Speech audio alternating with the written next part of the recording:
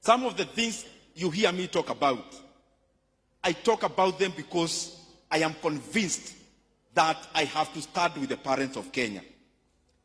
Na nasema hiyo kwa sababu juzi nimepatana na principals wote wa Kiharu.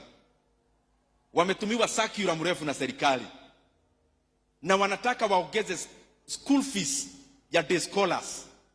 Ati vile mzazi amekuwa akilipa aongezewe 9,370 shillings from January of this year. Na ndio maana mimi mnasikia nikisema whatever it takes, kama mimi mbunge wa Kiharu, I'll do it to make sure there is no fees increment in January for day school learners in the entire of Kenya.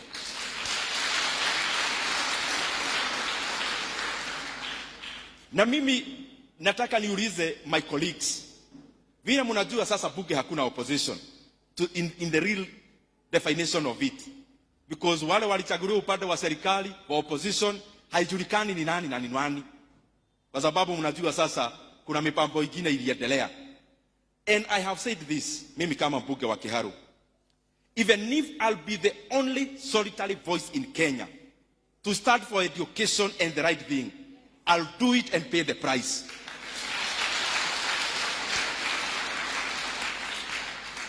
Na kwa hiyo tu mambo ya masomo, serikali wakaajiri 20,000 JSS interns ambao walipewa barua ya kukua internship 1 year. Sasa serikali, na tunaona iko pesa mingi ya kufanya mambo ingine mingi, wanaambia hawa kaka zetu na dada zetu ati wanaendelea kuongeza mwaka ingine ya internship. We want to also say this.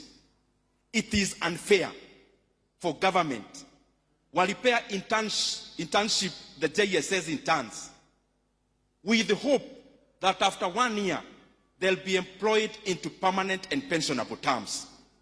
Na nauliza, mimi nimekuwa chairman wa budget. You do not necessarily need money in the budget now to confirm JSS interns. You can use an article called Article 223, where you can use the money, urete bunge baadaye tuipitishe. Na ndio naambia Ministry ya Elimu na TSC, kindly confirm all the JSS interns into permanent and pensionable terms in January of 2026. We cannot pay a graduate 17,000. Some of them have actually gone ahead even to commit suicide, as I'm told by their officials. Because 17,000 as a graduate, unashindwa kama ni ya fare, ama ni ya kulipa nyumba, ama ni ya kufanya kazi gani. So JSS interns kwa heshima wakuwe confirmed. These are young people with young families. It is important we confirm them. The very last thing I want to say, mimi provost vile umesema na muendelee kuniombea. I pray all the time nisifanye siasa ya fitina. Just speaking because I need to speak. So when you hear me talk about anything, there is a lot of things you can talk about as a politician in Kenya. You can talk about weather. You can talk about many things. When you see me choosing a few things to talk about, it is because I have more information than there is in the public domain. Na kitu ile nataka kusema ikiwa ya mwisho. Serikali iko kwa mpango ya kuuza hisa zile serikali inamiliki katika kampuni ya Safaricom PLC. Na wanauza hisa moja kwa shilingi 34 shillings. Safaricom was trading at 45 shillings per share in 2021 before they invested in Ethiopia. How can you convince Kenyans that you can sell a plot of land for 450,000 shillings? I'm talking about it figuratively, dear, to understand. Atuende pahali ununue ploti inauzwa for 50,000 shillings. Mwishowe after 3 years ama 4 ujenge flat ambayo inachukuliwa rent katika hiyo ploti umenunua. Ile shamba ulinunua for 50,000 na umejenga ploti na inachukuliwa rent, ati mwishowe after 4 years ukuje utuambie hiyo ploti pamoja na nyumba ati ni 340,000. Inawezekana? And then you tell us about market prices.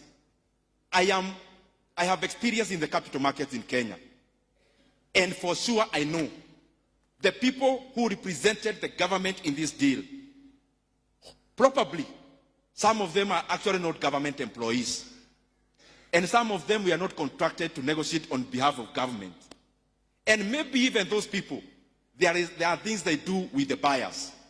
Mimi nauliza kwa heshima, let us not rush the sale of 15% stake in Safaricom. Let us give people a chance to compete.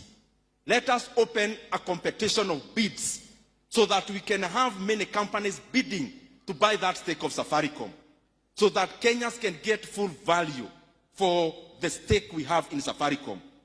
Safaricom, the 15% stake in government, the entire is 35%. We own it, all of us as Kenyans, because the National Treasury owns those shares on my behalf and on behalf of all Kenyans. And therefore, when I am speaking about Safaricom, I am speaking as a Kenyan more than as a politician. That we can get more money to build roads, more money to build many things in Kenya, kusogeza uchumi mbele. Na kama hakuna self-interest, kama hakuna mtu ameweka ubinafsi katika uuzaji wa hisa za Safaricom, what is the secrecy for? Just tell Kenyans, tunauza hisa hii pesa. Pengine wa Kenya watainunua wao wenyewe na bei ya juu kiasi. Or you open up to many other telcos to also bid that share or that stake so that Kenyans can get much more. Na kwa hiyo mimi nahuzunika. Ati serikali imeenda katika hiyo transaction, ile dividend Kenya ama nchi ya Kenya inafaa ichukue for the next many years.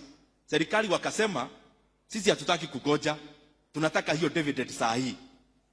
Mimi nauliza viongozi wa serikali, we must stop concentrating and binding up Kenya with the mentality of the elections in 2027 only. Kenya inahitaji pesa saa hii, in the next 3 years, in the next 5 years. Let us not continue to securitize future government revenue to gain political capital today. Kama ni dividend ya Safaricom, kila mwaka Kenya inahitaji pesa ya kulipa walimu, ya kujenga barabara.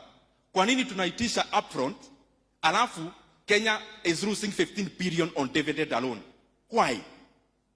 Hii mambo mimi naongea, and I want to repeat nikimaliza. I have more information than there is in the public domain.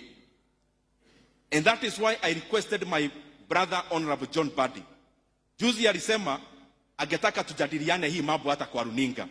Na nikasema kwa niaba ya Wakenya, mimi nimejitoa, because I have evidence that the government is being shortchanged in the sale of Safaricom. And I'll fight for this matter until our country gets full value of the Safaricom shares. Asanteni sana.